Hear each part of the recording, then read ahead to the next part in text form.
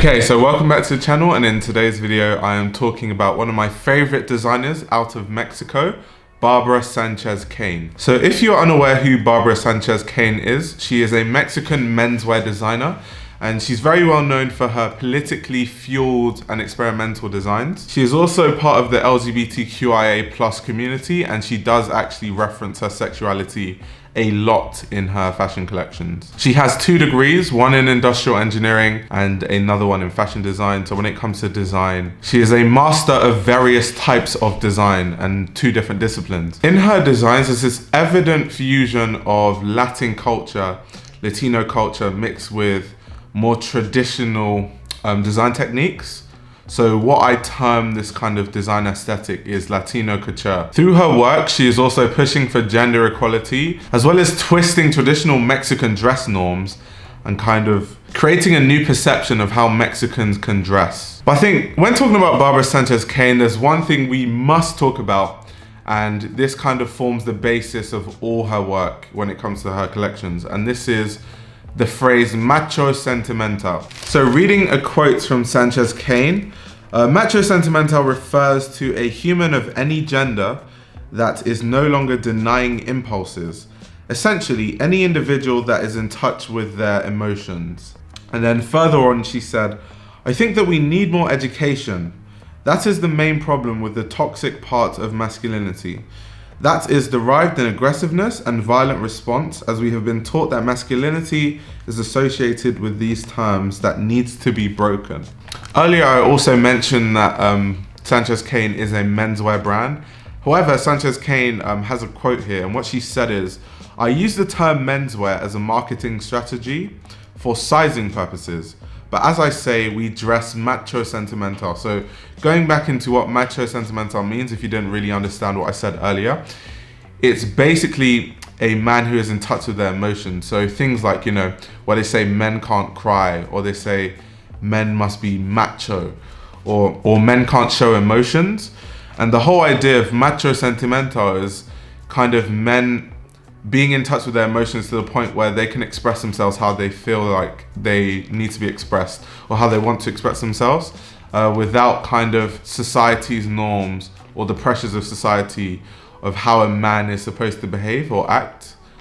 So yeah, that's basically the concept of macho sentimental. It's really important I explain this because in every single collection she's made, there's a reference to this idea of macho sentimental. But yeah, I could go on all her accolades and credentials, but I won't do that. I'll save you the stress. You guys can just go on Google.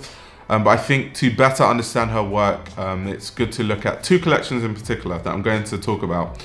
So there's the Spring-Summer 2017 collection and the Fall-Winter 2018 collection. So the Spring-Summer 2017 collection by Barbara Sánchez-Kane, obviously under the name Sánchez-Kane, was titled Citizen, and it mainly focused on 2 subjects. So on one side, it was about feminism in a Mexican society, and on the second hand, it was more about being American and how Trump, at the time that this was created, obviously in 2016, sorry, because it's the Spring-Summer 2017 collection.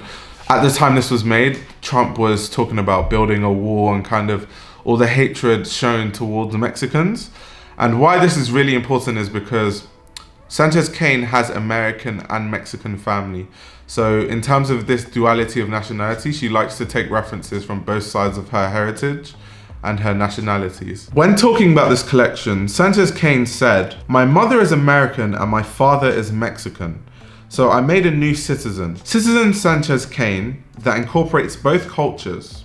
The main concept is, what if Eve was born before Adam? Mexico used to be a macho-dominant country, but now women are powerful and traditional stereotypes of Mexican society have changed. Our DNA has shifted, and this time, the men are fighting for their basic rights, trying to regain their identity and find a balance in a new female-dominated Mexican society. A new citizen is born, Citizen Sánchez-Kane. He uses art to campaign for nationalism and embraces imperfections. A strong, sentimental new breed. While we use language as a weapon to communicate, he wants to look for peaceful dialogue, balance, and equality for all. Intrinsic personal and political emotions are found. Make America Gay Again. So essentially, this collection is basically looking at what would happen instead of men dominating kind of the life and the workspaces and all those things for how many centuries. We flipped everything on its head, and actually it was women who have always been dominant and men were kind of the dormant people fighting for their rights, the same way women had. And it's this idea of men fighting for their rights and what that would look like in a different kind of world. And in this collection, she expressed those ideas in artistic form. Sánchez-Kane has also stated in the past that this collection was inspired by an old love relationship when she was in LA. Going further into the inspirations of this collection, Sánchez-Kane said, "You can always find the silhouette of a woman in my collections, and this collection was born after I dated a woman involved in the LGBTQIA+ movement when I was living in LA. This is why I chose to use a pillow as a headpiece. Actually, this collection was going to be called In Bed with a Feminist, and it all came down to a poem I wrote, Sleepwalking While Waiting for Her Return. The first thing I designed was the graphic design in collaboration with tattoo artist Patricio Degante, using lino cut visualized as tattoos, hand printed on cotton canvas and denim fabrics. I used printed metal purse closures over the model's mouth to visualize a man with empty pockets and use words such as male tears and macho sentimental to represent a more sensitive man." And once again, this is why I said we have to know what macho sentimental means, because that obviously ties in to every single part of the collection. And in this collection you see models wearing caps that said male tears, or you see models wearing macho sentimental, or there were these crossbody bags that said cry in public. So it's basically making this idea that men will be so in touch with their emotions in this ideal world that they can cry in public and they're not judged for it the same way women do it now. So it's basically just flipping kind of like what has been known that women do and flipping it on its head, and men are now expressing themselves in those ways. But I find Sánchez-Kane really interesting because I love her designs. I love the way she expresses her ideas artistically. However, in Mexico, from what I've been reading and my research, she does not get a lot of good press, and the reason is because Mexico is still a very homophobic society. A lot of that can be attributed to a lot of Mexicans being Christians, and there's a big Christian society in Mexico. And of course, homophobia almost comes hand in hand with Christianity. So a lot of Mexicans are having a hard time accepting the way Sánchez-Kane expresses her ideas. And a lot of people in Mexico, especially fashion journalists, don't like it. And I find this really weird because me as a Christian, and we're gonna really take the Christian approach, because a lot of Christians say homosexuality is against the Bible or whatever. I mean, if we're taking the ultimatum approach, right? All of us are sinners, so it doesn't matter what sin in Christian terms anyone is committing. Everyone's committing sin. So I don't see why anyone can judge anyone else the way they live their life when you're a sinner yourself. That makes you a hypocrite if you judge someone for something. So if we can take that approach, and then we can also take the non-Christian approach, which is, if someone's way of living does not affect you, why are you so concerned with how they decide to express themselves or how they decide to express their sexuality? It's a bit strange, and I hope that changes, because Sánchez-Kane is an amazing designer. I love the way she expresses her sexuality in her designs, and I think people need to stop being so primitive, especially the Mexican fashion press, because I've been reading over the course of a few weeks, researching her brand. I've seen a lot of horrific reviews just based on the sexuality and the homophobia that does exist in Mexican culture. So yeah, Spring Summer 2017, Citizen, one of my favorite Sánchez-Kane collections, and that leads us into the next collection I want to talk about, which is her Fall Winter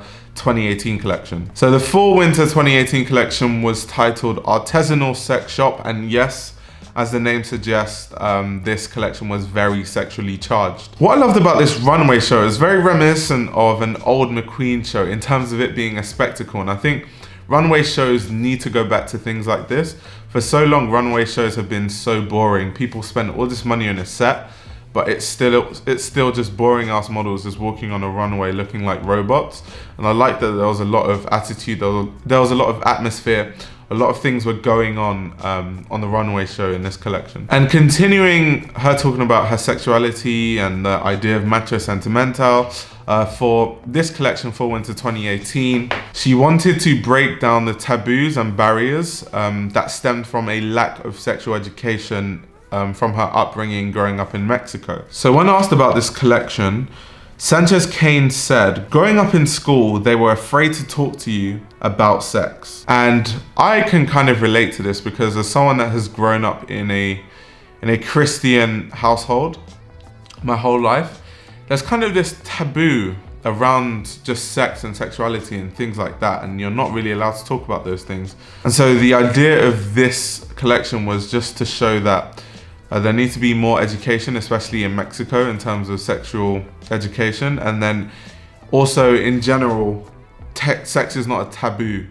There's nothing inherently wrong with sex or expressing your sexuality in a certain way. So that's essentially what this collection was about. And that's why in this collection you see shirts with exposed nipples, bondage straps on pieces, and abdomen cutouts with suits. And these are all elements that she combined to get her ultimate point across in this collection. I actually found this really great review by WWD, and in this review they pointed out that the tailoring delivered the most powerful fashion message, and this was done using an array of multi-plaid pattern suits that were actually inspired by school uniforms in Mexico City, and the only difference was these suits were built with really strong shoulders and had multiple lapels. So yeah, I thought that was an interesting take. But yeah, in general, I don't want to talk too long because I don't want this video to be too long, but yeah, definitely one of my favorite designers, emerging designers coming out of Mexico. I'm a big fan of Sánchez-Kane and her work. If she's watching this, I need one of those macho sentimental hats or just one of those macho sentimental pieces because I just love the idea of it so much. But yeah, I hope you guys are now aware of who Sánchez-Kane is and you know a little bit about her work. If you are from Mexico or you're knowledgeable about Mexican designers and Mexican fashion, comment down below which other Mexican designers you want me to talk about and do research on. And on that note, like this video, comment your thoughts on her work down below. Subscribe to this channel if you are new. Follow me on Instagram at Fashion Roadman, and of course, please subscribe to my Patreon so you can support the channel in any way you can. And on that note, I'll be back with another video very, very soon. Thank you very much for watching.